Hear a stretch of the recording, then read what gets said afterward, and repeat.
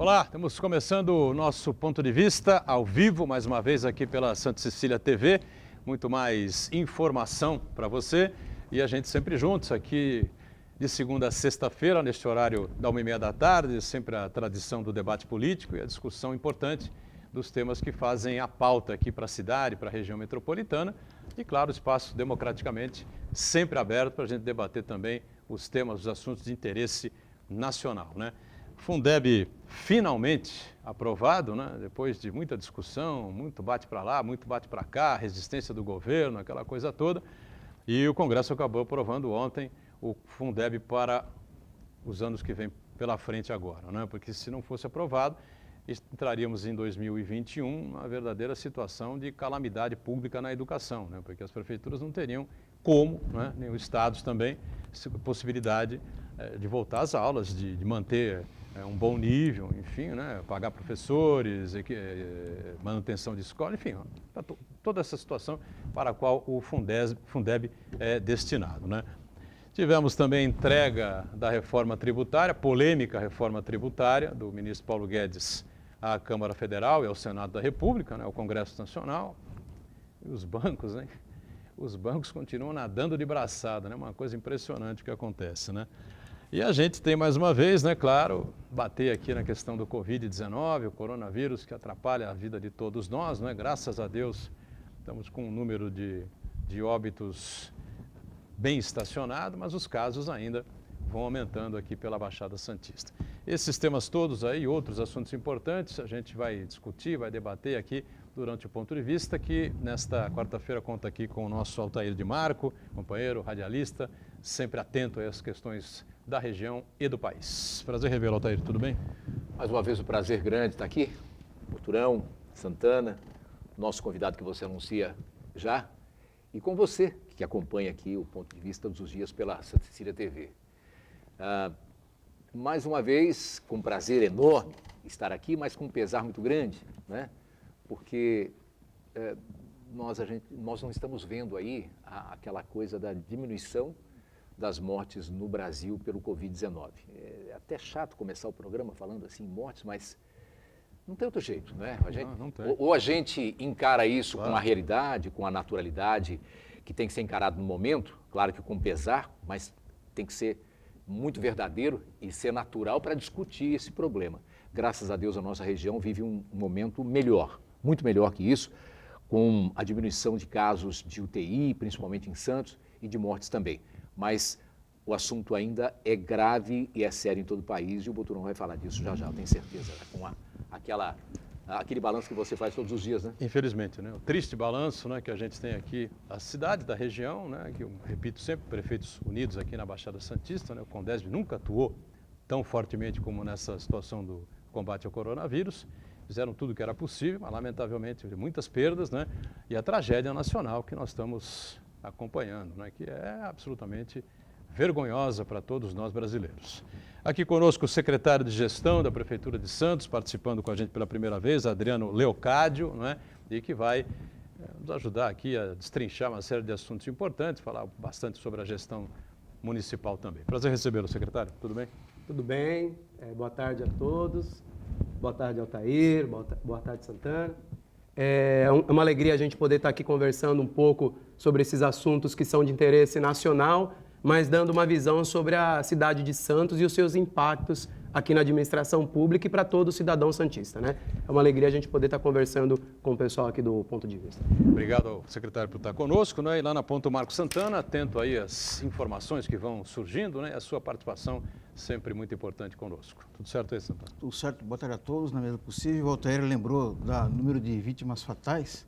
Eu gosto de insistir de que todo dia são 3 tragédias da Boate Kiss por dia e mais 2 aviões da Chape, todos os dias, né, Altair? E uma coisa que ajuda a explicar isso daí é até um levantamento do Tribunal de Contas da União, revelando de que o Ministério da Saúde gastou apenas 1/3 do que havia sido previsto no combate ao Covid. Quer dizer, o dinheiro não saiu dos cofres públicos para combater o Covid-19 como devia, né? Além da postura negacionista do presidente Jair Bolsonaro. Então, por isso que convivemos com essa triste tragédia. E eu quero convidar você que nos acompanha ao vivo a participar também do programa, mandando sua pergunta, crítica, sugestão pelo Facebook. Ponto de Vista com Edgar Buturão ou então por e-mail, contato@pontodevista.tv.br. O programa também pode ser acompanhado ao vivo pela internet, santaportal.com.br/tv. As edições anteriores do Ponto de Vista ficam disponíveis na internet também, no nosso canal no YouTube e na nossa página no Facebook. E você que nos acompanha a reprise às 20 horas, uma boa noite. Boa noite sempre para você que está com a gente na reprise a partir das 8 horas da noite, né, às 20 horas. E lembrando, o programa ao vivo acaba às 14h30, até a reprise começar às 8 da noite. Coisas inacreditáveis podem acontecer na combalida República Brasileira, né? Infelizmente, é isso que a gente vê, né? Falar no Covid-19, o presidente da República, Jair Bolsonaro, testou positivo de novo, né? Nesta quarta-feira saiu de novo o resultado e ele vai ficar lá mais uns dias, né? Enfiado, calado, quieto, né? No Palácio da Alvorada, né? É estranho, né? Cloroquina não adiantou, não matou o vírus, né? Não sei mais o que ele está tomando água benta, não sei o que está acontecendo lá, a coisa não está funcionando lá, né? Pelo menos é o que dizem os boletins, né?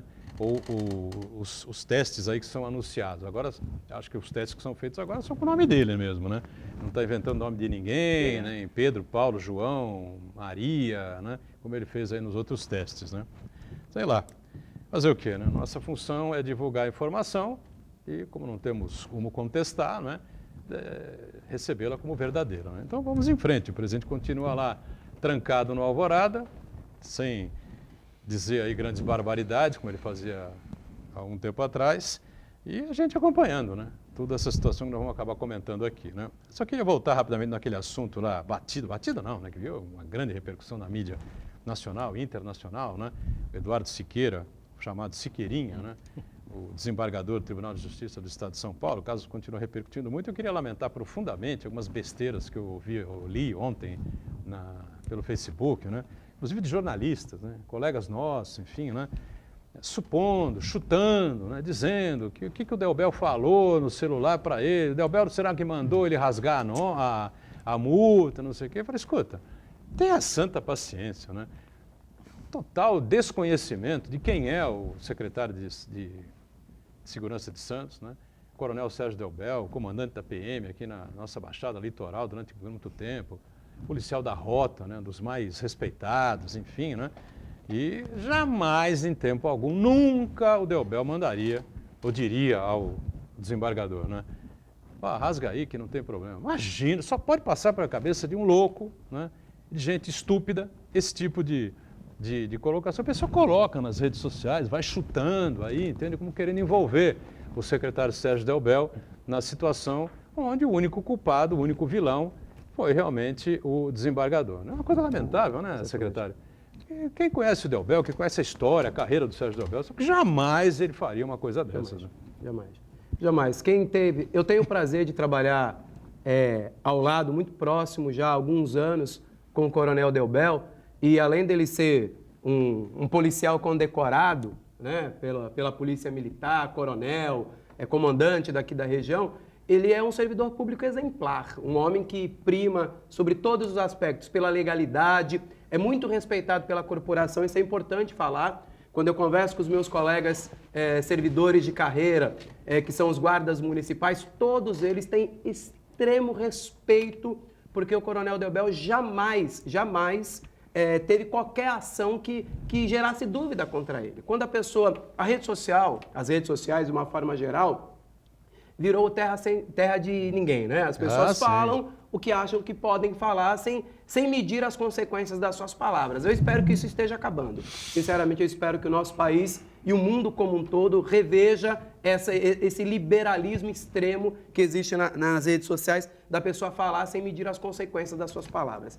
Agora, o Delbel, ele é, sobretudo, um servidor público exemplar.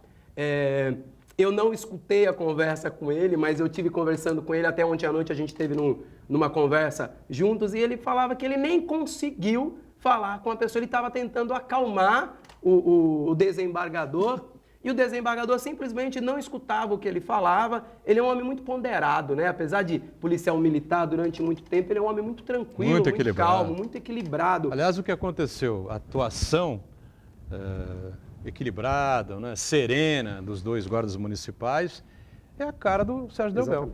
É a cara que o Sérgio Delbel deu ao guarda municipal de Santos. Não, Santana, foi não. Eu acho até que o Delbel, nesse episódio, ele demonstrou muito equilíbrio. Porque se fosse, por exemplo, eu falo assim, você quer que eu fale com o meu guarda municipal? Eu falo. Eu falava para o meu guarda municipal, leva essa alma cebosa para o distrito policial por desacato de autoridade. Esse cara aí, ele não tem uma mínima condição de conviver em sociedade. Então, da carteirada, eu recomendaria ao meu subordinado ali, se eu fosse o secretário, de levar para a delegacia. O Delbel é preparado, né, como colocou aqui o secretário, o Adriano. O Delbel foi criado aí, né, numa instituição muito séria, que tem seus problemas, como a nossa também tem. Muitos. Não é? A dos médicos tem, a dos professores tem, todas têm. Mas ele é um homem que veio da rota, um homem preparado. E a Guarda Municipal de Santos reflete isso, tem esse preparo. E os dois guardas que lá estavam tinham esse preparo. Né? Receberam isso, claro, dói lá dentro, mas vamos lá com calma, manter aqui e depois a gente vê o que faz. E é o que está acontecendo. Agora, o Edgar, o que me revoltou mais do que essa ação foi agora a negativa desse desembargador de que ele não fez isso e isso é uma montagem. Ele é tão mau caráter, né? E eu estou dizendo isso aqui, isso é mau caratismo. Então esse desembargador é tão fraco, é tão medíocre na sua formação, que ele agora está dizendo que essa fita foi editada. Isso é mau caratismo, isso não tem cura. Olha, ele que assuma a besteira que fez, né? E que tente, de alguma forma, se manter, né, como no cargo, desembargador, porque eu acho que ele vai rodar. Mas você sabe o que acontece? Infelizmente vai rodar com a aposentadoria. Isso que eu ia falar agora. A punição é um prêmio. Isso tinha que mudar no país, né? O que pode acontecer com ele, para quem não sabe, é ele ser afastado. Então, como é que ele vai ser afastado? Ele vai ser compulsoriamente aposentado com o mesmo salário que ele ganha hoje. Ô, Tair, isso não é castigo. Tem outro aspecto que merece nossa reflexão. Absurdo. A gente viu como esse sujeito é, o caráter dele, a índole dele. Então, imagina, a gente começa a questionar que tipo de decisão ele deu ao longo de todos esses anos na magistratura. Imagina. Né? Quantas pessoas, quantos interesses, quantas vidas ele influenciou, porque não, por mais que o pessoal do direito gosta de falar da tal da hermenêutica, né, de como interpretar as leis da melhor maneira possível, mas ainda assim a subjetividade, os valores, ele acaba carregando para a sua decisão, né? Então, que influência isso aí teve na vida de milhares de pessoas? Qual foi a né? interpretação que ele teve, né?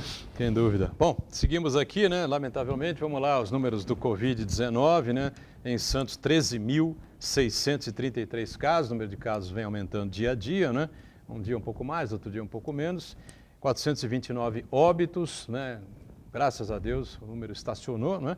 34.422 casos na Baixada Santista, com 1.258 falecimentos. E aqui, mais uma vez, a gente deixa aí os nossos sentimentos, as nossas condolências a todos aqueles familiares, né, que perderam aí um parente, um pai, a mãe, um tio, um avô, um filho, um sobrinho, um neto, enfim, um amigo muito próximo, enfim, os sentimentos de toda a bancada, todo o time aqui do Ponto de Vista.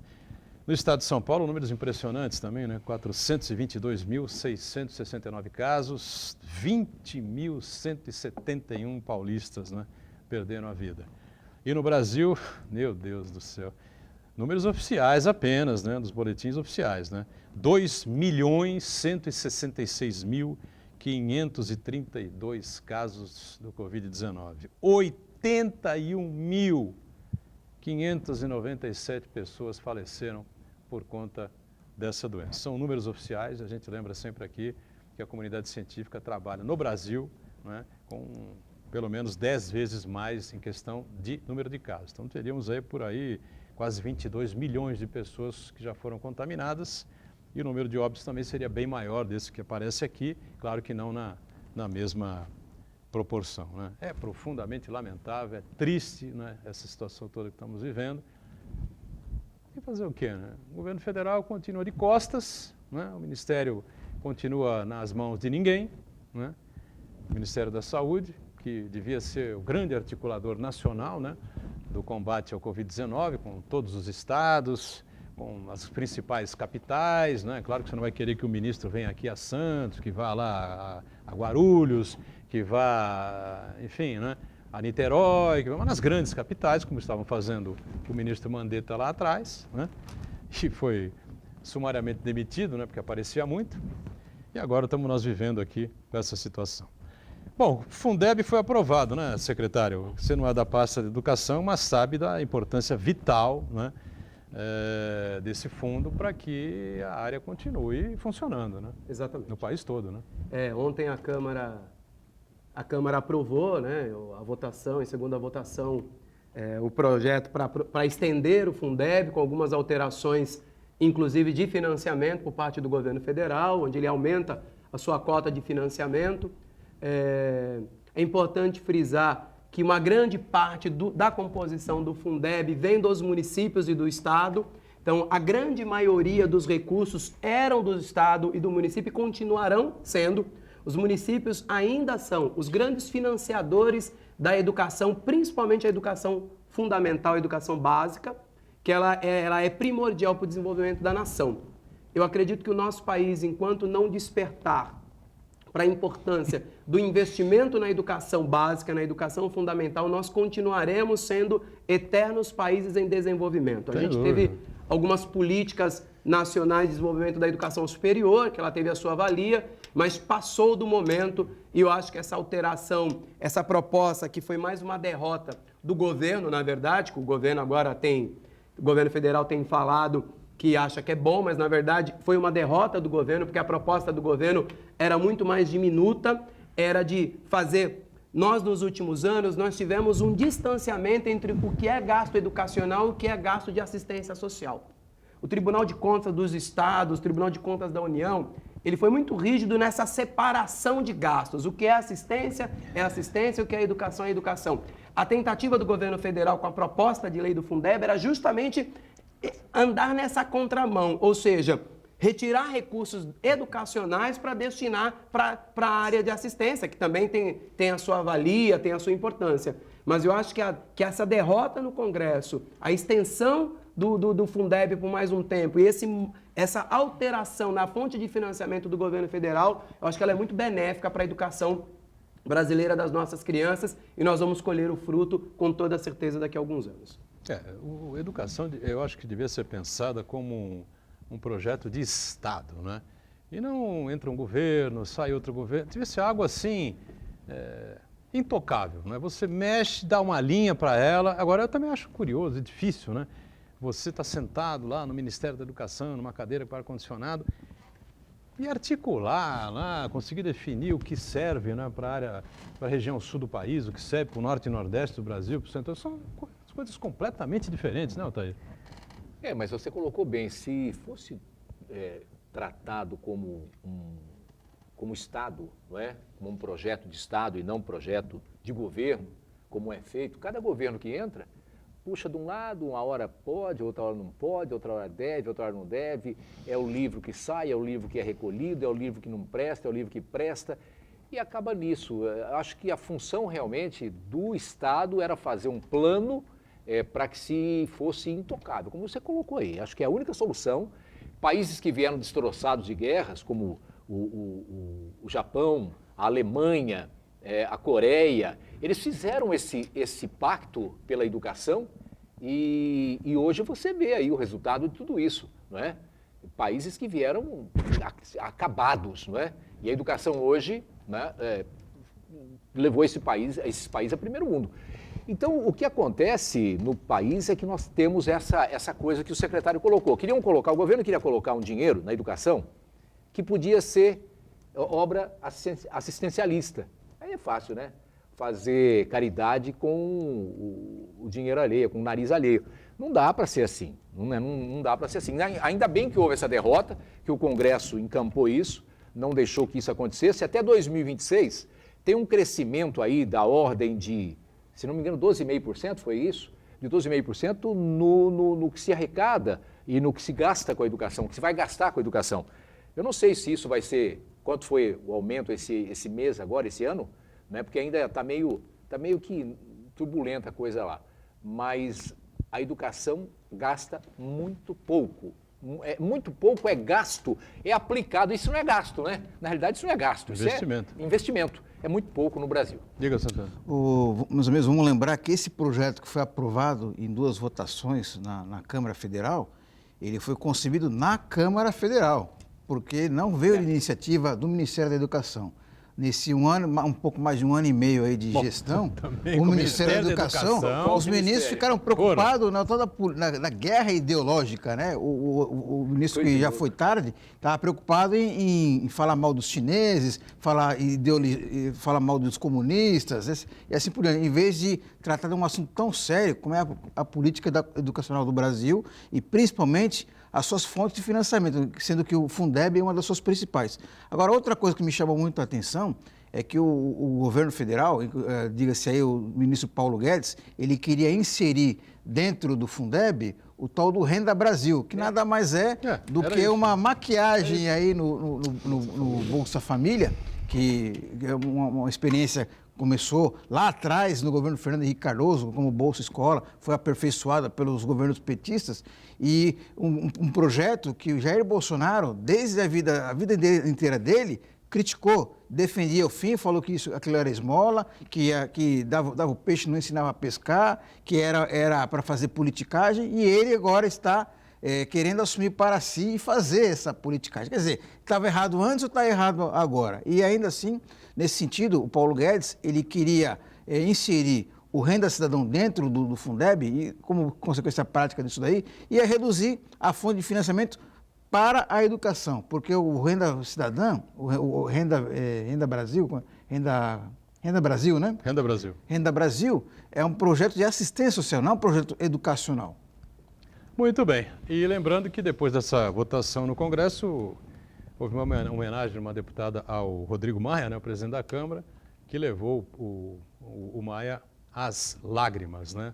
O Rodrigo Maia é gozado, né? Ele chora com uma facilidade impressionante, né? Tudo bem que às vezes é melhor chorar do que outra coisa, né? No intervalo, já a gente volta.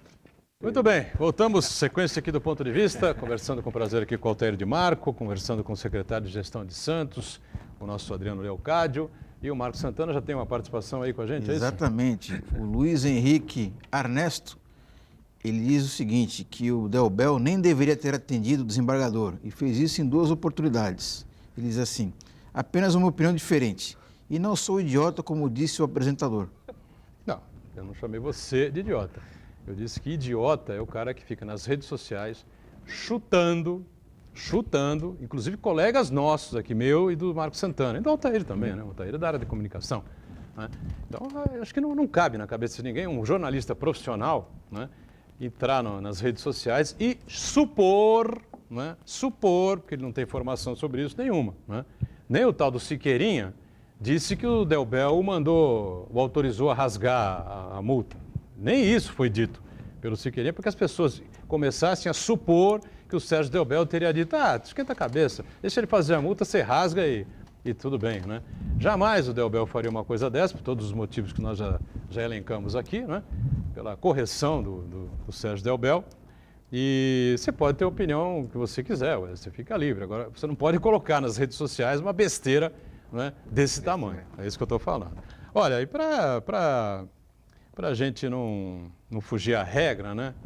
Tem uma história cabeluda aí, né, com relação ao ministro-chefe da Casa Civil, Braga Neto, que autorizou a ANS, Agência Nacional da Saúde Suplementar, a contratar a filha, né, Isabela Braga Neto. O cargo seria de gerente de análise setorial, contratualização, né, com prestadores, né? A formação dela é a minha, é a do Marcos Santana, comunicação social, né? Nós somos formados em comunicação social, especializados em jornalismo, né? E aí, obviamente, vem o questionamento, a pergunta, é nepotismo ou não é nepotismo, na sua opinião, secretário? Na minha opinião, por mais que a gente tenha questões legais que podem permear e justificar certas nomeações, Eu acho que na questão da moralidade na coisa pública, eu acho que é nepotismo no sentido mais abrangente da palavra. Os advogados que são muito mais especialistas, eles podem até encontrar justificativas jurídicas para isso. Mas dentro daquilo que a gente entende como probo, como moral e como decente, é nepotismo clássico esse. É aquele nepotismo direto, que não é nem cruzado, é escandaloso. E é escandaloso. Eu também acho, né?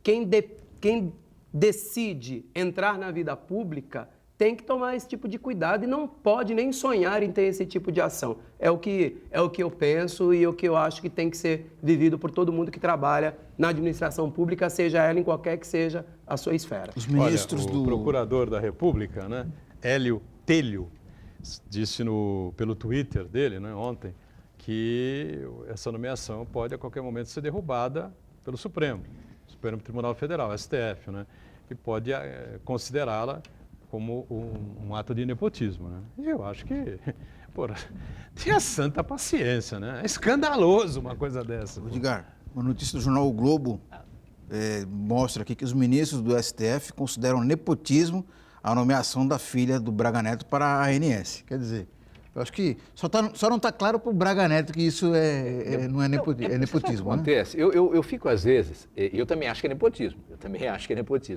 Mas eu fico pensando, às vezes, que a nossa legislação é tão complicada, né, que... Eu vou dar um exemplo aqui, que é clássico, que eu não consigo entender. Né? Você, na vida pública, você não pode nomear parentes até 3º grau, é isso?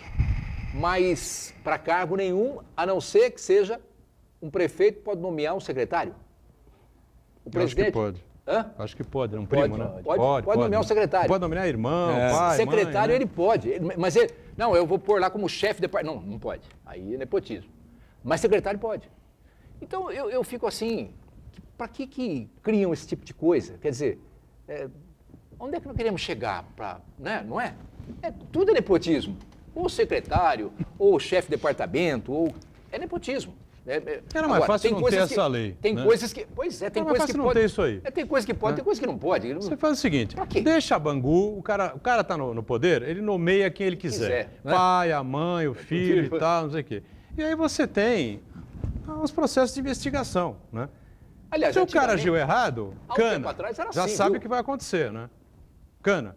Porque, sabe, fica esse negócio... O secretário aqui, o Adriano, falou sobre uma coisa que muita gente não deve ter entendido em casa, né? Nepotismo cruzado. É melhor, não sei se a gente deve explicar isso aqui, né? Como é que é, porque é o tal negócio, um liga para o outro e fala, tua filha, eu encaixar no gabinete e tal, manda para cá, eu tenho outro gabinete aqui que pode atender, depois tem o meu, você manda outro para cá e tal, não sei o quê. Isso acontece em todo lado, infelizmente. E é difícil uma marca provar, registrada. É muito difícil provar e tal, porque qual é o problema de eu... Contratar minha filha, contrata sua filha e aí, qual é o problema? Se eu quiser contratar o seu filho, posso? Lógico que pode. E aí? Uma coisa, ele pode contratar o teu pai, tua mãe. E aí? Assim, e aí? Qual é o problema? Ué, vai dizer o quê? Eu estou contratando porque eu tenho aqui não sei quantos cargos no meu gabinete à disposição e estou contratando porque acho que vai a pessoa que vai colaborar comigo. Até logo. Então, sabe, é uma lei... É complicado. Sabe? Um ato escandaloso desse, talvez até inocente, né, por parte do ministro Braga Neto, né? E agora ficou aí muito mal para ele, pegou muito mal, evidentemente, né? O nepotismo cruzado é muito pior. Acontece em todo lado, a todo momento, com todo mundo. Ou seja, o que eu acho pior do que o próprio nepotismo é quando você utiliza, e isso é muito comum no Brasil, você colocar em funções estratégicas para o Estado, para a nação, pessoas que não têm a competência, a capacidade técnica para aquilo. Eu também acho isso. E isso faz muito mais mal para o país hoje em dia do que o próprio nepotismo em si. Porque se o filho ou se o parente é uma pessoa capacitada, é uma pessoa competente, cumpre lá os critérios exigidos, você pode até levar em consideração. Mas não há uma proibição, por exemplo, para que os cargos de indicação de livre provimento, os cargos em comissão, sejam ocupados por qualquer pessoa e não há um cruzamento por nenhum órgão de controle se essas pessoas que ocupam essas funções, elas têm capacidade técnica para exercer aquela função. Secretário, e uma demonstração clara do que o senhor está falando é o tal do esquema da rachadinha, que não é um privilégio apenas da família Bolsonaro. É uma família, um clã useiro e vezeiro dessa prática há muito tempo. Jair Bolsonaro está há 38 anos na vida pública e os indícios são muito fortes de que ele praticou isso desde sempre. Infelizmente, isso aí acontece nas Assembleias Legislativas de todo o Brasil, praticamente, nas câmaras de vereadores, no Congresso Nacional também acontece, né? O problema é justamente isso aí. Enquanto se coloca uma pessoa que não tem a qualificação para aquele cargo, perde o serviço público. A população deixa de ter uma pessoa capacitada para exercer aquela função. É verdade. A situação é complexa, né? É uma lei que os caras adoram burlar, né? E é uma lei que, sinceramente, ela não veio assim... Também não... criar algo que impeça realmente as pessoas de executar esse tipo, de exercer esse tipo de coisa. Porque eu digo aqui que o Braga Neto deve ter sido até ingênuo, não é? Ingênuo, inocente, né? Em dar essa autorização para a ANS. Quer colocar a filha em algum lugar? Foi um estado lá do Rio de Janeiro, acho que é do Rio de Janeiro, né? Estado do Rio, Prefeitura do Rio, algum lugar que tenha um cargo que pudesse, já que se é que a filha dele é incompetente, né? Talvez não seja, pode ser uma pessoa de boa qualificação profissional, né? E pode colaborar com a ANS. Desse jeito não dá, né? Aí existe a lei, né? O próprio ministro-chefe da Casa Civil burlar a lei, né? Descumprir a legislação, aí realmente é demais para a cabeça. Bom, secretário, vamos invadir aí o dia a dia da cidade, aí da prefeitura, né? Aí vi aí uma bronca aí por parte do sindicato dos servidores, né? Não dos estatutários. Os estatutários também estão reclamando, enfim, mas com menos ímpeto, vamos dizer assim, né? Os servidores é que reclamam com mais ímpeto dessa situação aí do IPREV, enfim, a prefeitura não vai fazer o depósito e tal até 31 de dezembro, porque as contas estão um pouco apertadas, tem que pagar o salário, enfim, mas depois já tem um projeto na Câmara aprovado para ver uma recomposição disso tudo a partir de janeiro, né? Quer dizer, acho que o pessoal não tem muito que se preocupar também com isso, né? Não tem mesmo. Assim, na verdade, fala-se em calote, não é calote, é suspensão temporária de pagamento, né? Para você ter uma ideia, a gente já tem uma lei aprovada no município que regulamenta esses parcelamentos, porque o que a gente tem que analisar, que eu acho que o servidor em casa, que está nos vendo nesse momento, ele tem que analisar se haverá perda financeira e econômica para ele nesse sentido. Em primeiro lugar, qual é a parte que a prefeitura está propondo suspender o pagamento? É uma parte de um dinheiro, de uma massa, dividida em duas massas, de uma massa que todo mês é guardado no banco. Nós não utilizamos deste dinheiro para pagar a aposentadoria. É uma parte que ela já é hoje em dia guardado. Quem conhece um pouco de investimento está sabendo da dificuldade imensa que está em rentabilizar suas aplicações financeiras. Eu pergunto para você em casa, se eu lhe desse uma proposta de um investimento que lhe garantisse 6% ao ano mais a inflação, quem não gostaria de depositar o seu dinheiro no investimento desse? Com certeza absoluta. É este investimento que a prefeitura está se propondo a pagar para o servidor. É isto que a prefeitura está propondo. É a vantajosidade econômica, não a perda financeira, e há uma garantia do pagamento deste ano de todas as aposentadorias e salários. Nós estamos vivendo um momento singular na história da administração pública do país com o advento da pandemia. Esta autorização legislativa que está tramitando hoje na nossa Câmara Municipal, onde eu e o Rui de Rossi Júnior, o presidente do IPREV, estivemos lá explicando tecnicamente esse projeto de lei para os vereadores, eu posso lhes garantir, não há nenhum argumento técnico razoável que possa indeferir esse projeto de lei. Você pode ter questões ideológicas, de identidade, mas tecnicamente não há o que se questionar com relação a esse projeto de lei, porque ele traz vantajosidade econômica e garantia. Para eu finalizar... Se a prefeitura ficasse por um tempo, por 6 meses, com o dinheiro do trabalhador, do servidor, e depois devolvesse, né, como se fosse uma aplicação altamente vantajosa, né? Então, é uma aplicação, né? Uma aplicação vantajosa, uma aplicação financeira, né? Claro que o pessoal fica desconfiado, aquela coisa, pô, vai mudar o prefeito, vai receber, como é que é? Então, mas não, a Câmara está aprovada, é lei, né? É lei. Está na lei. Então, é o seguinte, eu quero explicar. Hoje a gente tem um certificado de regularidade previdenciária, todo município, estado, União, depende desse certificado. O atraso em um único dia de qualquer parcelamento, o município perde esse certificado. E quando o município não tem esse certificado, ele fica impossibilitado de receber, por exemplo, transferências voluntárias. O que são as transferências voluntárias? São aqueles recursos que vêm para projetos de ministério, do Fundo do Turismo, que é o DAD. Nenhum prefeito em Santos ou em qualquer cidade vive sem essas transferências voluntárias. Então, quem quer que seja o prefeito, ele toma qualquer providência, menos deixar de pagar o parcelamento do fundo previdenciário, porque ele não viveria politicamente sem esse certificado. Então, nós amarramos dentro desse projeto de lei e explicamos para os vereadores, explicamos para os sindicatos, explicamos para a categoria como isso foi feito amarrado para que não houvesse nenhum prejuízo para os nossos servidores. Eu sou servidor, para finalizar, amigos, eu sou servidor público. Vai estar nessa também, né? E o Rui, eu estou nessa. Eu jamais iria apoiar um projeto que poderia gerar qualquer tipo de prejuízo, seja para mim ou para minha família. Porque esse dinheiro é meu, é diretamente meu. Então não tem sentido nenhum a gente ser contra isso. Eu entendo que é uma coisa boa. Eu acho que isso aí é muito ideológico. Aliás, o momento é político, né? Tem que se colocar isso também. Político e de uma ideologia de vamos ser contra. Porque não tem cabimento. Esse projeto aí, pelo que eu percebi e tenho visto dele, ele dá toda a garantia de que a prefeitura, tão logo, é uma suspensão e não é um cancelamento, né? Não é um calote, é uma suspensão do projeto por tempo determinado, devido à pandemia. Esse dinheiro vai ser recolocado com juros de 6%, né? 6% mais a correção, né? Que nenhum hoje investimento tem, e isso é colocado por lei. Isso não importa se o prefeito está, se o prefeito não está, se o prefeito muda, se o prefeito deixa de mudar. Lei é lei. Não tem, eu vejo que é ideológica, a coisa é mais política. Vamos para um rápido intervalo, voltamos na sequência aqui do Ponto de Vista, já.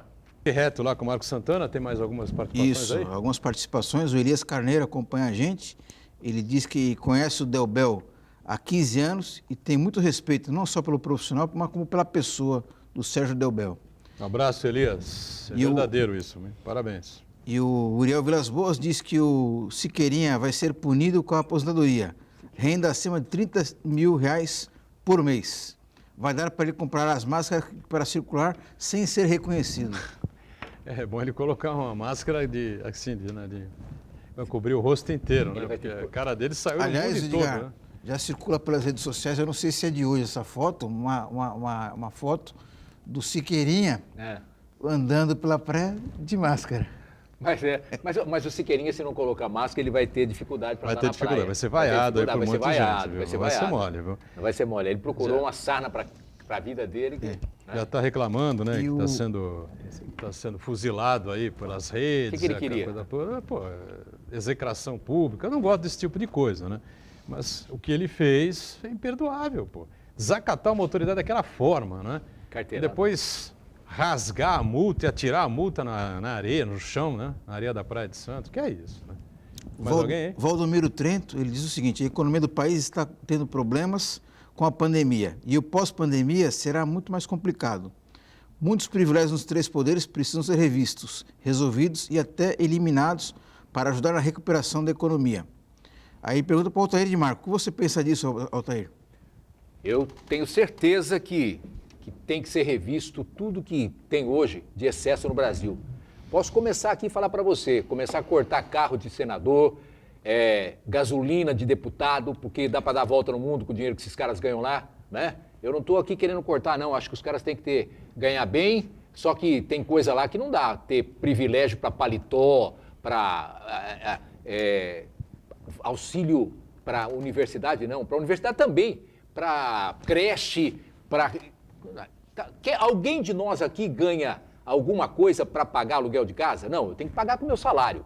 E aí você dá para o deputado ou para o senador e também para o judiciário, viu? Precisa acabar com isso. Lá no Senado tem elevador e tem assessorista. Onde é que tem assessorista hoje no Brasil? Acabou isso, não é?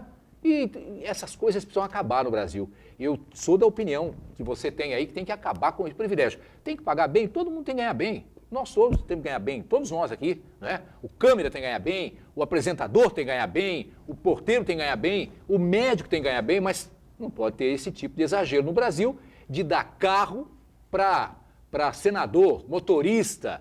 Isso é um absurdo do tamanho do mundo, só no Brasil mesmo. Pois é, e os salários são altíssimos, né? Na Câmara Federal, no Senado da República, no Poder Judiciário. É brincadeira. Né? O prédio do Poder Judiciário, nós temos 11 ministros, né? Você tem 11 elevadores. Né? Cada ministro utiliza um elevador. É uma coisa inacreditável, inacreditável, né? Eu lembro do Vicente Cassione contando alguns casos, né?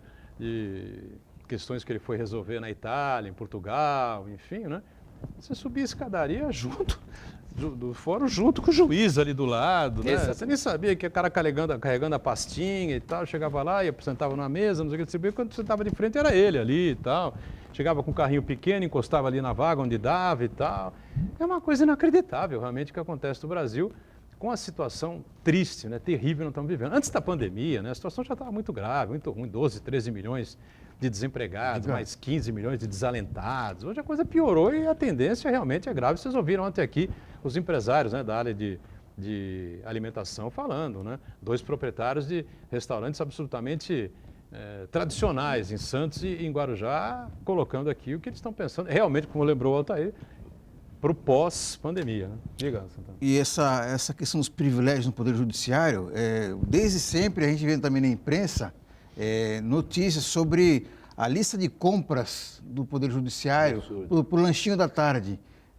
No Tribunal de Justiça de São Paulo, por exemplo, a lista de compras inclui queijo francês, determinada parte da França e assim por diante. Isso. E o Altair, e o nosso juiz Siqueirinha, desembargador Siqueirinha, tem um episódio que mostra muito bem essa questão dos privilégios e essa empáfia que ele demonstra ao longo da vida dele.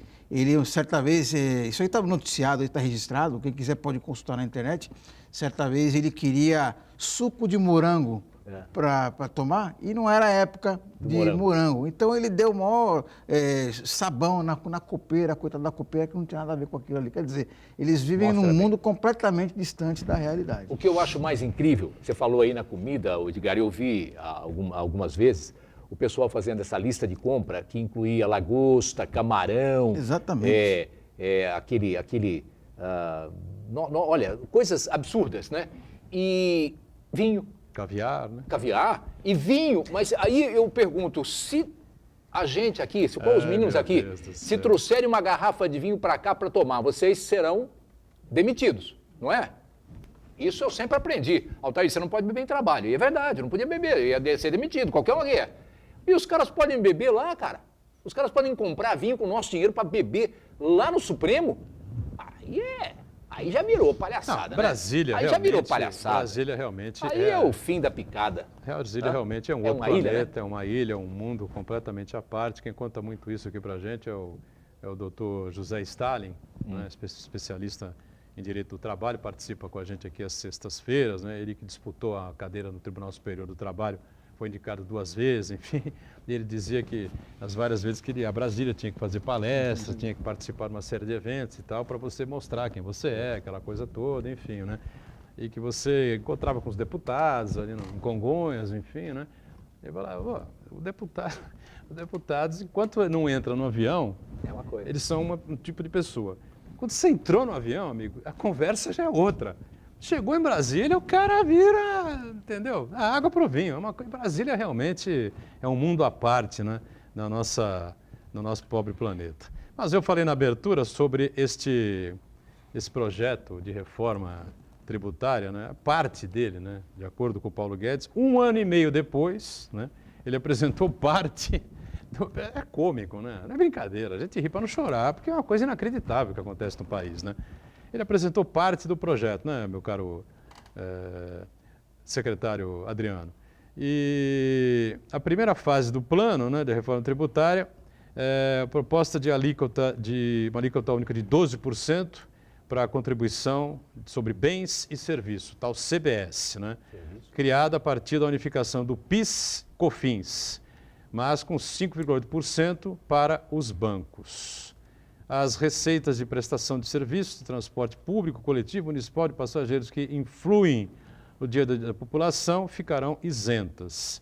Empresas que prestam serviço para o consumidor final e utilizam a mão de obra intensivamente, como educação, segurança, informática, telecomunicações, hotelaria, transporte aéreo, deverão ter aumento da carga tributária. E os bancos ficam aliviados? Ficam, né? Acho que esse projeto de lei, ele tem dois problemas, né? Dois problemas que são cruciais. O primeiro problema é que ele é muito simplista, ele não é uma reforma tributária, ele é a junção de alguns impostos e com aumento de alíquota. De fato, é isso que vai acontecer. Nós vamos ter um aumento da carga tributária brasileira. Quando você faz, por mais que se você conversar com qualquer especialista na área tributária, você vai ver que o que de fato vai ocorrer para a ponta, principalmente o setor de serviço, que hoje é o que mais emprega no país. Basta você olhar os dados do CAGED hoje no Brasil, quem emprega mais hoje não é mais indústria. O Brasil é um país e a economia mundial ela é essencialmente de serviço. Então nós prestamos serviço e é essa parte da economia, junto com a agricultura, que ainda gera uma parte do emprego significativo. Esse é um problema.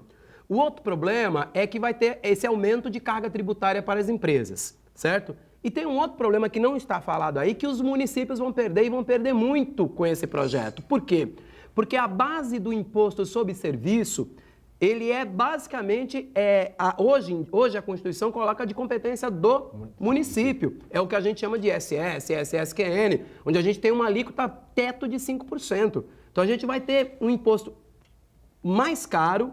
O município vai depender de passar o chapéu no governo federal, que vai fazer via transferência, como é feito, por exemplo, o FPM hoje em dia.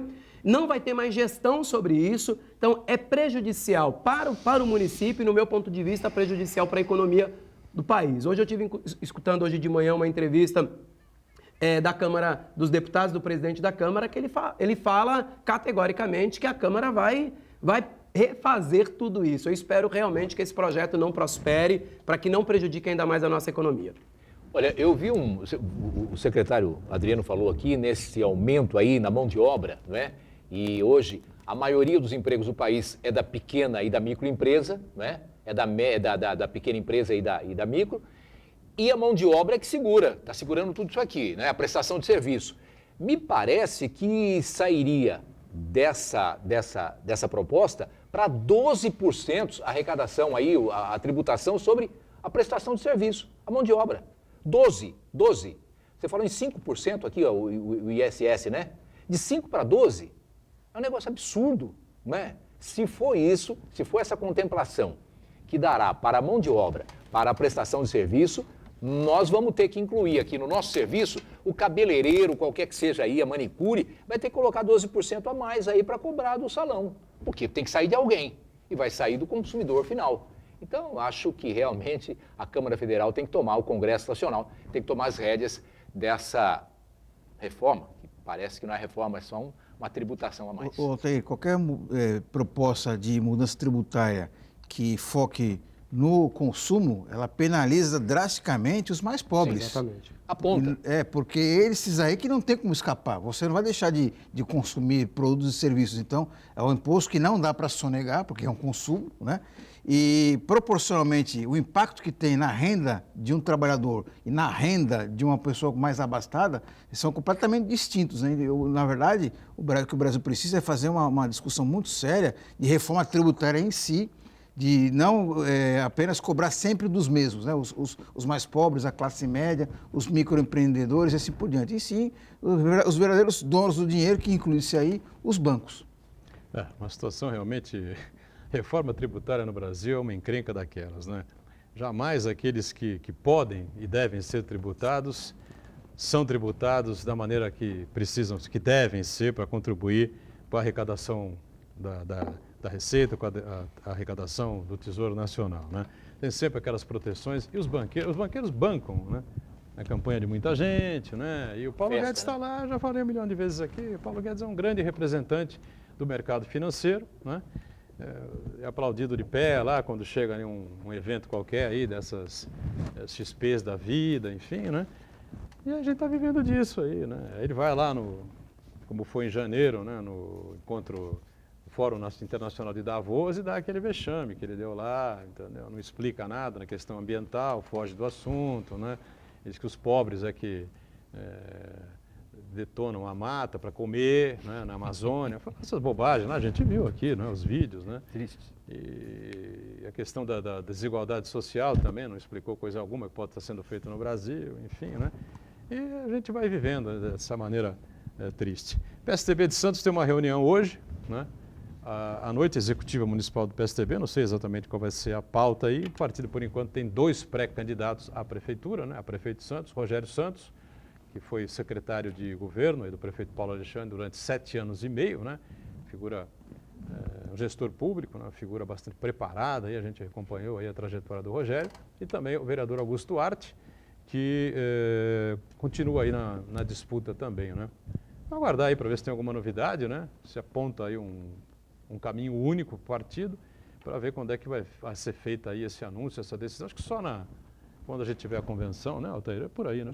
Acho que mudou um pouco, né? Mas pelo menos tendo essa reunião aí já clareia, né? Mais ou menos aí quem é o PSDB vai apontar como seu candidato oficial, e a gente já começa a ter uma noção daqueles pré-candidatos, né? Porque hoje ninguém é candidato, a lei não permite que ninguém seja candidato ainda, todo mundo é pré-candidato a alguma coisa, ou a vereador ou a prefeito. Então, acho que a partir de agora, e agora nas convenções que mudaram, né?